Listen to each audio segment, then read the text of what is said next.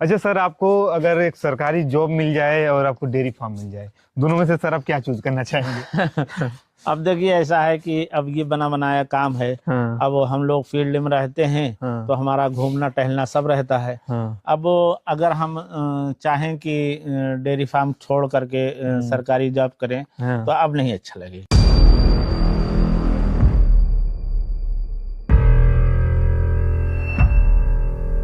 Dairy farm, dairy farm, dairy farm, आप लोग मेरे पीछे देख पा रहे होंगे, काफी अनोखा और काफी सुंदर डेयरी फार्म है। आपने ऐसा ना फार्म देखा होगा ना सुना होगा। यहाँ पे छप्पर में फार्मिंग की जाती है और यहाँ पे गाय और भैंस दोनों का फार्मिंग की जाती है और 300 लीटर पर डे दूध का कलेक्शन करते हैं। आइए यहाँ के किसान से मिलवाते हैं। और ये परंपरागत डेयरी फार्म कर रहे हैं, बहुत वर्षों से डेयरी फार्म चलते आ रहा है और ये टेक ओवर किए। आइए मिलवाते हैं यहाँ के किसान से। और जो लोग डेयरी फार्म से जुड़ना चाहते हैं, चाहे जुड़े हुए हैं, उन्हीं के लिए वीडियो होने वाली है। और मैं आपको ये आश्वासन देता हूँ, ऐसा वीडियो ना बनने वाला है ना बनेगा। अब वीडियो में बने रहिए। चलिए चलते हैं, यहाँ के ऑनर से मिलवाते हैं आपको और जानकारी लेते हैं। सबसे पहले सर स्वागत है आपका हमारे चैनल पे। जरा हमारे दर्शकों को एक अपना छोटा सा परिचय दे दीजिएगा। मेरा नाम हाफिज अब्दुल रऊफ है। डिस्ट्रिक्ट हमारी कौशाम्बी है।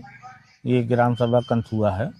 मैं यहाँ पे डेयरी फार्म किया हूँ। मैं रहने वाला अफजलपुर सातुंगा। अच्छा जी, हाँ। तो सर कैसे शुरुआत हुआ था सर? हमने इतना अनोखा फार्म और इतना कम बजट में, मतलब कि बहुत कम खर्चे में आपने इतना अच्छा फार्म बनवाया हुआ है। और इसमें हम देख पा रहे हैं कि आप गाय से भी कर रहे हैं और भैंस से भी कर रहे हैं। सर इतना कम खर्च में कैसे शुरुआत हुआ था?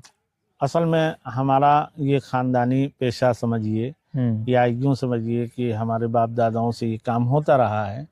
और हमारे दादा भी किए, हमारे पिताजी भी किए। अच्छा। और इससे पहले हमारी डेयरी ऊंचाहार भी रही। अच्छा। और कानपुर ग्वालटोली मकबरे में रही। अच्छा। हाँ, तो खानदानी के हिसाब से काम होता रहा। तो पिताजी करते रहे, फिर हम पढ़ाई करने के बाद फिर इधर उधर नौकरी ना करने की वजह से, ना ये समझिए कि ना मिलने की वजह से, तो हमने कहा कि चलो अपना ही काम देखा जाए। खानदानी काम था तो करने में ज्यादा दुश्वारी दिक्कत नहीं हुई और हमने इस काम को फिर आगे बढ़ाया। अच्छा। और आज मेरे बच्चे भी करते हैं। अच्छा अच्छा। हाँ, हाँ। यानी ये परंपरागत चलती आ रही है। चली आ रही है। हाँ, अभी चलती रहेगी। हाँ, हम अपने लड़कों को भी सिखा रहे हैं। हाँ। और इसके बाद जो हमारा रिटायरमेंट होगा तो फिर लड़के संभालेंगे। हाँ हाँ।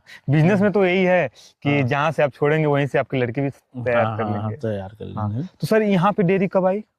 हमारे यहाँ पे 2008 में डेयरी आई। 2008 में आई जी। 2002 में मैंने कानपुर छोड़ा और 2002 से 2008 तक मैं ऊंचाहार डेयरी फार्म किया। अच्छा। और उसके बाद जो है फिर मैंने यहाँ तब से वहाँ प्रॉपर हूँ। यहाँ मेरी खुद की ज़मीन है और अपना कर रहा हूँ। 6-7 बीघे ज़मीन है, तो इसमें हरा चारा बोने की कोई दिक्कत नहीं है।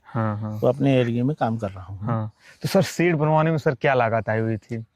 सेट देखें, अब तो बहुत महंगाई का दौर है। अब अगर कोई 10-20 जानवर का भी सेट बनवाएगा तो 4 से 5 लाख रुपए लगेगा। बिल्कुल बिल्कुल बिल्कुल, है ना? बिल्कुल। लेकिन हम लोग शुरू में जब इसको बनवाए तो उस समय बहुत कम लागत में मतलब दीवार वगैरह और उसका नांद वगैरह बनवाई। और हमने पहले इसको छप्पर डाल करके काम शुरू किया। अच्छा। फिर उसमें खपड़ैला डाला और कुछ टीन सेट वगैरह डाले। मतलब इस तरीके करके थोड़ा थोड़ा सा हमने इसको कोई अलग से काम नहीं किया। बिल्कुल। हाँ, कि अलग से इसको बनवाएं तब काम शुरू करें।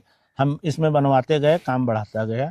इस तरीके काम होता रहा। हम देख पा रहे हैं कि आप जानवरों को एकदम एक लाइन में खिलाते हैं। हाँ। उसका सर क्या रीजन है?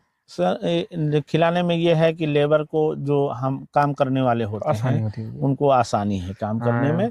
अगर सबको चलाते चले अगर हम एक जानवर को यहाँ खिलाएं, एक जानवर 10 फीट पे दूर खिलाएं, 10 फीट पे दूर खिलाएं, तो 10 जानवर हो जाएंगे तो 100 फीट उसको चलना पड़ जाएगा। बिल्कुल बिल्कुल। अब ऐसे में अगर हमने एक लाइन से काम कर दिया तो 20 से 25 फीट में उसने अपना पूरा काम कर लिया। तो काम करने वाले को दुश्वारी नहीं होती है, दिक्कत नहीं होती, इसलिए हमने लाइन से काम किया। सर सेट का एरिया सर कितना होगा, लगभग कितना फुट लंबा होगा? सेट का एरिया मान के चलें कि हमारा 100 बाई 20 का बना हुआ है। 100 बाई 20 का। हाँ, और 20 बाई 20 का बना हुआ है गोदाम, मतलब चूनी चोकर रखने का। अच्छा। और बाकी कम से कम 150 फीट लंबा और करीब 30 फीट चौड़ा हमने जानवरों को खिलाने और रख रखाव के लिए बनाया। अच्छा अच्छा। हाँ। और फ्री रेंज एरिया कितना है? ये फ्री रेंज एरिया जो है कम से कम मेरे ख्याल से 1.5 बीघा जमीन होगी। 1.5 बीघा जमीन है। बगल में हम देख पा रहे हैं कि आप हरा चारा उगा रहे हैं। बगल में हाँ। हरा चारा उगा रहे हैं। अच्छा सर, भैंसों की संख्या सर क्या होगी? भैंस की हमारे पास संख्या करीब 24-25 भैंस है और 26-27 गाय हैं। 26-27 गाय हैं। हाँ। नस्ल में सर भैंस की क्या होंगी? नस्ल आप मान के चलें कि हमारे पास मुर्रा हैं और कुछ इटावा साइड की भैंस हैं, कुछ फरखाबादी हैं। तो इस तरीके अच्छे नस्ल में हैं और कुछ अपने यहाँ का भी ब्रीड रहता है। गायों की ब्रीड सर क्या होगी? गायों की ज्यादातर हम HF रखते हैं। HF रखते हैं, हाई मिल्किंग वाले। हाई मिल्किंग वाले। हाँ सर, पर डे कितना दूध आ जाता है? पर डे ये मान के चलें कि 300 लीटर, कभी 10-20 ज्यादा, कभी 10-20 कम, ऐसे बना रहा है। 300 लीटर आता है। 300 लीटर। हाँ। सर रेट क्या होगा सर यहाँ का? रेट इस समय करीब 50 से 55 चल रहा है। 50 से 55 रुपए जी। हाँ। तो सर गाय भैंस दोनों मिक्स है। हाँ, तो सर ये बताइए कि मतलब कि गाय और भैंस दोनों आप पालन कर रहे हैं जी। सर, रीजन क्या है? मतलब कि आप एक ही का भी फार्मिंग कर सकते थे? नहीं, एक ही का फार्मिंग करने का मतलब ये होता है कि गाय थोड़ा सा दूध में ज्यादा रहती है, भैंस थोड़ा कम रहती है और हम लोग थोड़ा सा आउट एरिया में बसे हुए हैं। तो हम चाहते हैं कि मतलब दोनों का बराबर रहे, तो हम लोगों का भी डिमांड भी बनी रहेगी। हाँ, डिमांड बनी रहे और एवरेज भी पूरा रहता है। अच्छा। अच्छा सर, ये बताइए कि आपको दोनों में से क्या बेस्ट लगता है? गाय का पालन करने में अच्छा लगता है या फिर भैंस का? देखें, पालन दोनों अच्छा है, लेकिन अब इसकी जानकारी होना जरूरी है भाई। देखें, आसान तो गाय है, कम रेट में भी मिलती है, ज्यादा मिल्किंग रहती है और मतलब इसका मेंटेनेंस भी खर्च कम रहता है।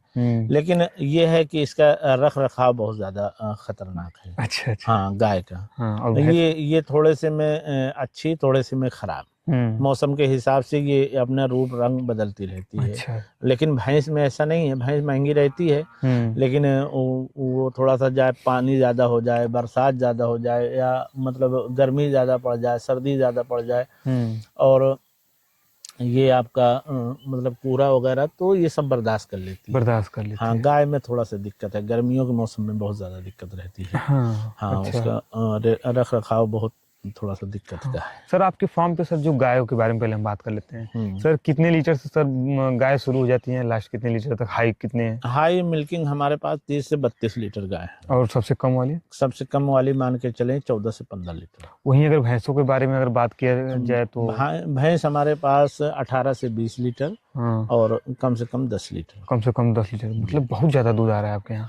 हाँ। अच्छा सर, ये बताइए, इतना अरसा सर आपने इसमें गुजार दिया है, बहुत लंबा सफर करके आप आए हुए हैं। जी। तो सर कोई प्रॉब्लम सर आ रही है क्या? नहीं, प्रॉब्लम देखें, प्रॉब्लम तो बहुत है, लेकिन बहुत कुछ अपने बुजुर्गों से हमने सीखा। बहुत कुछ अपनी मेहनतों से सीखा और बहुत कुछ मैंने कोशिशें भी की और इसको जानने की, पढ़ने की। तो जो दिक्कतें थी उस पर मैंने बहुत मेहनत की। मेहनत करने के बाद रिजल्ट ठीक है। रिजल्ट ठीक और है। मैं कहना भी चाहता हूँ कि जो लोग इसका काम करते हैं या करना चाहते हैं तो इस पे मेहनत करें। अपने आप को, हम लोग 2-2 बजे रात तक इसकी पढ़ाई पढ़ते रहे और इसको सर्च करते रहे कि कैसे मतलब इसका सब सिस्टम सही रहेगा, कब खराब रहेगा, कितना जानवरों को पानी देना चाहिए, कितना राशन देना चाहिए, कितना भूसा देना चाहिए, वो सारी चीजें हमने मेहनत की इस पे। अच्छा। हाँ, उसका परिणाम ये है कि अच्छा काम चल रहा है। अच्छा सर, आपको अगर एक सरकारी जॉब मिल जाए और आपको डेयरी फार्म मिल जाए, दोनों में से सर आप क्या चूज करना चाहेंगे?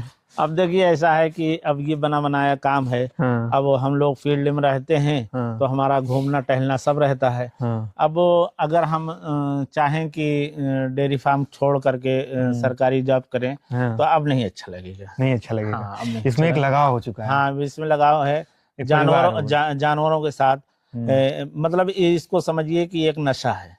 हाँ, जो जानवर पालता है, चाहे वो बकरी का बच्चा हो, चाहे गाय हो, चाहे भैंस हो, वो बहुत ज्यादा उससे लगाव हो जाता है, उससे मोहब्बत हो जाती है। अपने बच्चों के तरीके लोग प्यार करते हैं। मतलब एक परिवार हो जाता है। एक परिवार हो जाता है। उसकी तकलीफ, उसका बुखार, उसके पेट का दर्द, अपना दर्द समझिए, इस तरीके रहता है। अच्छा सर, इस समय बहुत से लोग डेयरी फार्म में आ रहे हैं, जैसा कि जी सर असफल हो जा रहे हैं जी। तो उसका कोई रीजन? उसका कारण सिर्फ ये है कि मैं सारे लोगों को अपने माध्यम से ये कहना चाहता हूँ कि जानवरों का काम करने से पहले इंसान को काम सीखना चाहिए। किसी करीब का कोई डेयरी फार्म हो तो उसमें जाए, 10-15 दिन अपना वक्त दे।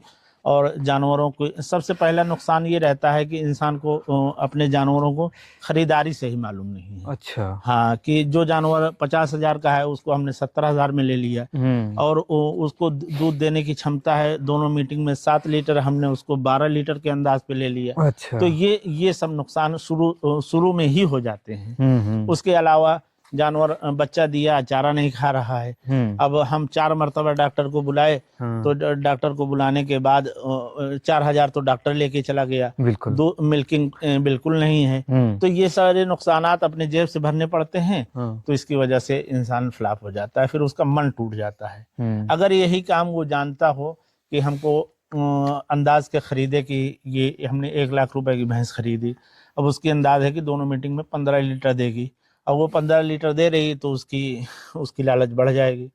और अगर 15 लीटर नहीं दे रही है तो चलो 14-12 दे रही है, इतना फर्क हो सकता है। अब ये नहीं कि 15 लीटर अंदाज के खरीदें, 1 लाख रुपए लगाएं और उसके बाद वो दूध दे 7 लीटर, तो इंसान का मन टूट जाता है। इसी वजह से डेयरी फार्मिंग खराब हो जाती है। अच्छा।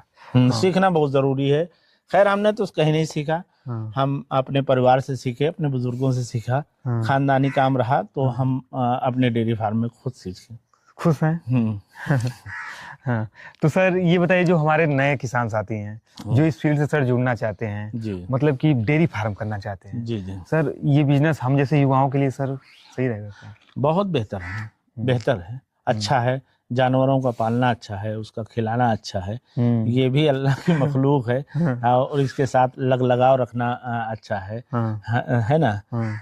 तो अच्छा काम है, लेकिन हम सबको यही कहना चाहते हैं कि काम करने से पहले भाई सीखना जरूरी है। भाई किसी जैसे आप हाई स्कूल का एग्जाम देने जाते हैं, तो जाहिर सी बात है कि हाई स्कूल का एग्जाम देने से पहले उसकी तैयारी जरूरी है। तो इसी तरीके कोई भी आप काम करेंगे तो उसकी तैयारी जरूरी है। अगर आपने तैयारी नहीं की हाई स्कूल की और एग्जाम देने गए तो क्या लिखेंगे? समझिए, आप फिलहाल होंगे कि नहीं होंगे। फिर इंसान कहता है कि ये डेयरी फार्मिंग खराब है, ये काम खराब है, वो काम खराब है। लेकिन अगर हमने काम किया ही नहीं सही ढंग से, तो फिर हम दोष दे रहे हैं उसका, जबकि हमारे अंदर छुपा हुआ वो दोष है। बिल्कुल बिल्कुल। हाँ। अच्छा सर, ये हम देख पा रहे हैं कि आप यहीं पे खिलाते हैं क्या? हाँ जी जी जी। हाँ, पूरा यहाँ से वहाँ तक पूरा भैंसे यहाँ से वहाँ तक। हाँ। और ये सब पूरा साम्राज्य बना चुके हैं। हाँ। तो यहीं पे खिलाते हैं और इसमें बांधते हैं। हाँ, इसमें रात में बांध देते हैं। हाँ। तो दोस्तों, बहुत से आपने फार्म देखे होंगे, हाईटेक डेयरी फार्म देखे होंगे, पर एक छप्पर वाला डेयरी फार्म नहीं देखे होंगे, और जो सही पूर्वक से चलता आ रहा हो, मतलब बहुत सालों से चलता आ रहा हो। बहुत सालों से। हाँ, इसी में बांधते हैं। ऊपर भी देख सकते हैं आप खपड़ेला। हाँ। इधर 3 सेट भी है, और अंदर आप लोग देख सकते हैं ये सरपत से बांधे हुए हैं, और अंदर इसी में फार्मिंग कर रहे हैं, और बहुत सक्सेसफुल फार्मिंग कर रहे हैं। और यहीं पे पानी इकट्ठा करते हैं ना जी? जी जी। हाँ, यहाँ पे पानी इकट्ठा करते हैं और यहाँ पे खिलाते हैं। बहुत शानदार फार्मिंग कर रहे हैं। सर, चारे में सर क्या देते हैं, जरा हमारे दर्शकों को बताइए। चारे में भूसा है, और मतलब चूनी है, चोकर है, और तिवाना का पशु आहार देते हैं। तिवाना का पशु आहार देते हैं जी। और दाने में वही दाने में चूनी चोकर जी। हाँ। और वही अलग से कुछ और नहीं देते हैं? अलग से भूसा है और हरा चारा अपने यहाँ पर्याप्त है। हाँ, खुद अपने खेतियों में है, उसको खरीदना नहीं पड़ता। हरा चारे में सर जी क्या होगा? हरे चारे में इस समय बरसीन है, बरसीन तैयार है। अब ये इसका जब ये फरवरी मार्च में ये खत्म होगी तो फिर सूडान चरी बोआ देंगे। सूडान चरी करीब 5-6 बीघा जमीन है, उसी में सिर्फ ओनली हरे चारे का इंतजाम रहता है। अच्छा अच्छा। हाँ, हम अपना खुद का कोई काम नहीं करते। हाँ। चलिए सर जी, आपसे मिलकर के हमें बहुत अच्छा लगा, और बहुत तमन्ना थी आपकी डेयरी फार्म पे आने का, तो ये हमारा आज पूरा हुआ हमारे यहाँ। हाँ, अच्छा लगा हमको भी। अच्छा जी जी। हाँ, तो दोस्तों, वीडियो कैसी लगी? अगर आपको अच्छी लगी हो तो वीडियो को लाइक करिएगा। अगर आप लोग यहाँ तक पहुंच ही गए हैं तो एक सब्सक्राइब भी कर लीजिएगा। मिलते हैं कोई और वीडियो में। अब तक बने रहने के लिए आपका बहुत बहुत धन्यवाद।